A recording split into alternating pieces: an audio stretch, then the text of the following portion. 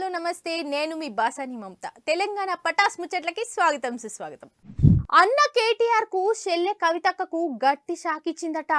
కాంగ్రెస్ వాళ్ళ కార్యక్రమానికి full support చేస్తుందట అవు మీరిన్నది నిజమేనులో అన్న కేటీఆర్ ఏమో కాస్త సర్వేలేంది దాంతో కూరొస్తదా బువ్వొస్తదా అని గరం గరం అవుతుంటే చెల్లె కవితక్కేమో రేవంత్ అన్న చేస్తుంది బాగానే ఉందనుకుంటా ఇమ్మతిస్తుందట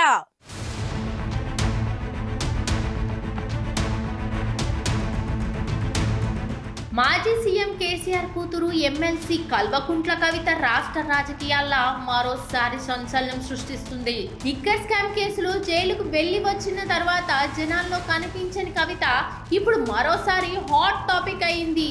జైలు నుంచి విడుదలైన తర్వాత ఢిల్లీ నుంచి హైదరాబాద్ చేరుకున్న కవిత ఆ తర్వాత రోజు కేటీఆర్ కు రాఖీ కట్టింది ఆ తర్వాత తండ్రి కేసీఆర్ దగ్గరికి వెళ్ళి ఎర్రవల్లి ఫామ్ హౌస్ లా ఆయన తోటి గడిపింది మధ్యలో ఒకసారి ఆసుపత్రిలో చెకప్ కోసం వెళ్ళిన వీడియోలు అయితే దర్శనమిచ్చినాయి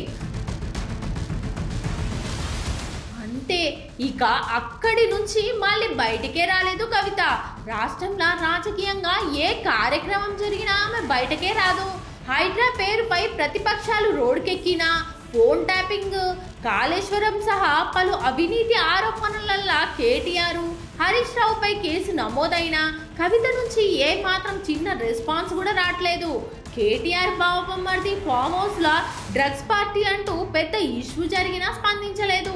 ఆఖరికి లగర్చర్ల వంటి అతిపెద్ద ఘటన జరిగిన తర్వాత కూడా దానికి అనుకూలంగానో లేక వ్యతిరేకంగానో కూడా ఒక్క మాట కూడా మాట్లాడలేదు ఎమ్మెల్సీ కవిత అయితే దేనికి స్పందించని కవిత ఒక విషయానికి మాత్రం స్పందించింది అదే రాష్ట్రంలో జరుగుతున్న సమగ్ర సర్వే ప్రస్తుతం కాంగ్రెస్ సర్కారు ప్రతిష్టాత్మకంగా తీసుకున్న కార్యక్రమంలో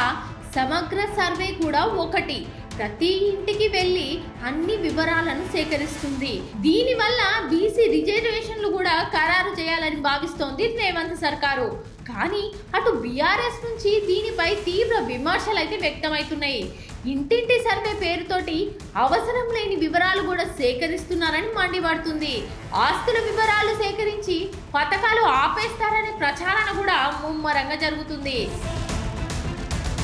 ఇలాంటి సమయంలో అందరి ఇంట్లోకి వెళ్తున్న ఎన్యూమరేటర్లు కవిత ఇంటికి కూడా వెళ్ళిండ్రు తమ పార్టీ తన సొంత అన్న కేటీఆర్ తీవ్రంగా వ్యతిరేకిస్తున్న ఆ సర్వేలా కవిత పాల్గొన్నదనే అంత భావించిరు కానీ అనుకోకుండా ఎన్యూమరేటర్లకు పూర్తిగా సహకరించారు కల్వకుంట్ల కవిత తన భర్తతో పాటు ఈ సర్వేలో పాల్గొని అన్ని వివరాలను అందించింది అంతేకాదు